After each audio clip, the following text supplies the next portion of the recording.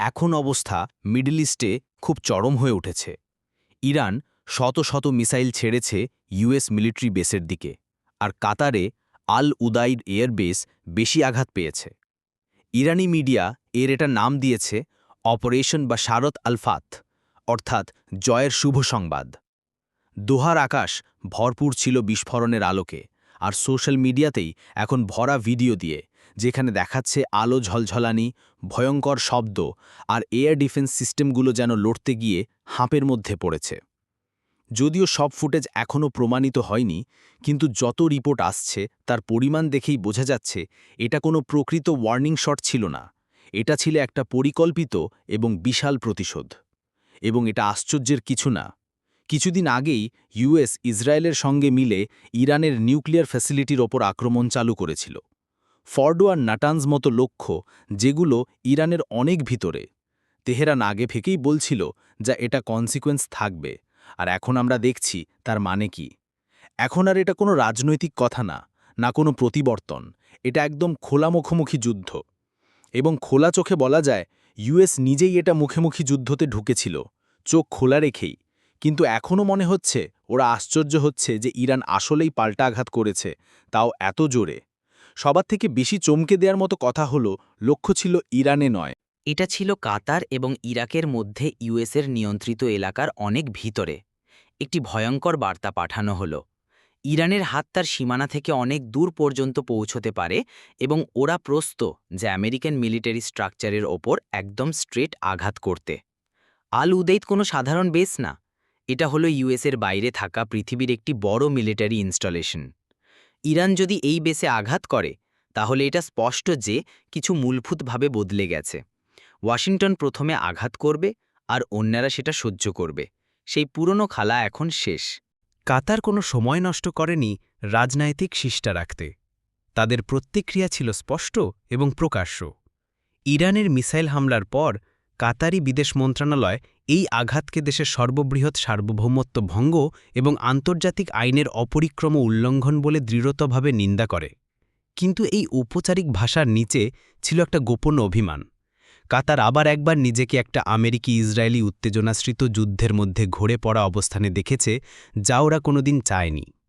যদিও খবর অনুযায়ী কাতারি এয়ার ডিফেন্স মিসাইলগুলো ধ্বংস করতে পেরেছে, যার ফলে কোনো প্রতিখ্যাত বা বড় ক্ষতি হয়নি, দোহার মধ্যে একটা বর্ধন অশান্তি বেড়ে চলেছে।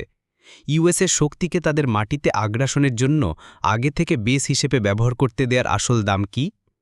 দিনের প্রথমেই কাতার তার আকাশপথ বন্ধ করে দিয়েছিল। প্রত্যাশা করেছিল যে ইউএস এবং ইসরায়েল যেটা দেখতে পাচ্ছিল না, পাল্টা আঘাত। এবং যখন মিসাইল এলো, তখন তার বিপরীত প্রভাবও এলো। ইউএস এম্বাসি তার নাগরিকদেরকে বলে শেল্টারে থাকতে। অন্যান্য বিদেশি মিশনগুলো একই করেছিল। কিন্তু ওয়াশিংটনের অহংকার এবং তেলাভিভের চিরকালের যুদ্ধপ্রীতির কারণে পুরো অঞ্চল এখন ধ্বংসের ঘাতার ধারে দাঁড়িয়ে, এবং গালফের নির্বিচার ব্যবসায়ে নির্দেশনমুখী রাষ্ট্রগুলো এখন বাধ্য হচ্ছে চিনতে, ওরা কি এই পাগলামিকে আরও সমর্থন দেবে, নাকি এখনই বিরুদ্ধে দাঁড়িয়ে যাবে। প্রফেসর জেফ্রি স্যাক্স এটা অনেক আগে থেকেই দেখতে পেয়েছিলেন, অনেকটা যেন এটা ঘটার আগেই বুঝে নিয়েছিলেন। আজকে যা কিছু ঘটছে তা প্রকৃতরূপে তার চেতবার মতনই চলছে।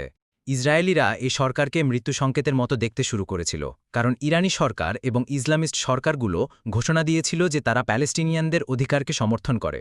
আমিও করি বাধ্য হয়ে একটা টু স্টেট সলিউশনের পক্ষে। তাই এটা কোনো ক্রান্তিক ধারণা না। এই ধারণা যে প্যালেস্টিনিয়ানরা তাদের রাজনৈতিক ভবিষ্যৎ নির্ধারণ করতে পারবে, এটা 193টি ইউএন মেম্বার স্টেটের মধ্যে 180-র বেশি দেশ ওপেনলি সমর্থন করে।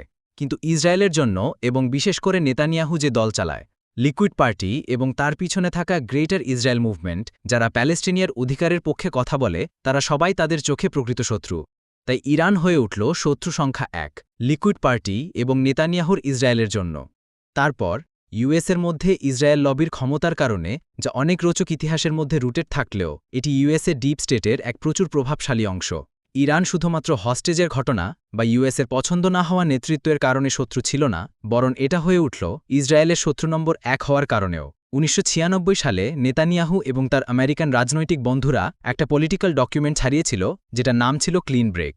এবং ক্লিন ব্রেকে বলা হয়েছিল যে তুমি হামাস এবং হেজবুল্লাহ মতো গ্রুপগুলোকে স্ট্রেট যুদ্ধ করে হারাতে পারবে না। তাদেরকে মোকাবিলা করতে হলে তাদের পিছনে থাকা সরকারগুলোকে ধ্বংস করতে হবে। এটা ছিল নেতানিয়াহুর ভাবনা। আর তার মানে হল নেতানিয়াহু ছিল প্রস্ত একটা নতুন মিডল ইস্ট তৈরি করতে, যা ইসরায়েলের মতো দেখাবে।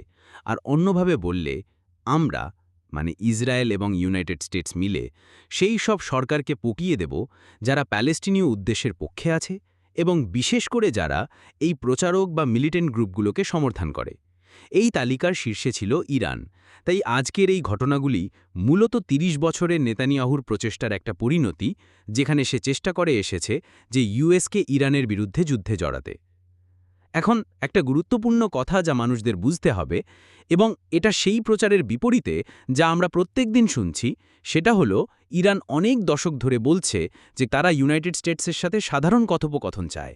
তারা কোনো নিউক্লিয়ার অস্ত্র চায় না। তারা চায় যে ইউএস তাদের ওপর থেকে স্যাংশনস তুলে নেউক। তারা প্রস্তুত ছিল একটা চুক্তির জন্য যেখানে তাদের নিউক্লিয়ার প্রোগ্রামকে পর্যবেক্ষণ করা হবে। তারা চায় একটা সিভিলিয়ান নিউক্লিয়ার পাওয়ার প্রোগ্রাম যা প্রত্যেকটা দেশের থাকার অধিকার আছে। তারা কোনো নিউক্লিয়ার অস্ত্র চায় না। আসল কথা হলো, ইরানের ধর্মীয় শীর্ষের নেতা দশক আগেই একটা ফাতোয়া দিয়েছিলেন যে ইরান নিউক্লিয়ার অস্ত্র বানাবে না। তারা চায় না। এবং এই কথা ইরান বলেছিল ইন্টারন্যাশনাল অ্যাটমিক এনার্জি এজেন্সিকেও।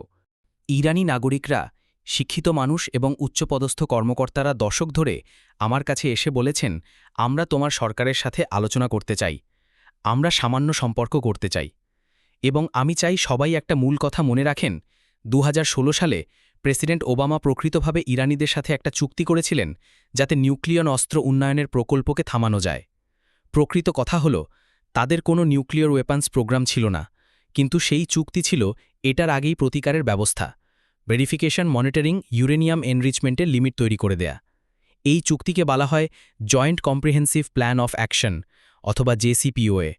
আর মানে হল, 1 দশক আগে একটা স্পষ্ট চুক্তি হয়েছিল, কিন্তু কি হলো, ডোনাল্ড ট্রাম্প নির্বাচিত হল, ইসরায়েল লবি কাজে নেমে পড়ল এবং ট্রাম্প ওই জেসিপিওএ থেকে বেরিয়ে আসল। মানে সে সেই চুক্তিকে পিছনে ফেলে দিল, যে চুক্তি থাকলে এই পুরো বিপর্যস্ত অবস্থা ঘটত না। তারপর থেকে আমি প্রত্যেক মাস ইরানিদের সাথে কথা বলছি, তেহরানে গিয়েছি, বিশ্বব্যাপী বিভিন্ন সম্মেলনে উচ্চপদস্থ ইরানি কর্মকর্তাদের সাথে দেখা করেছি।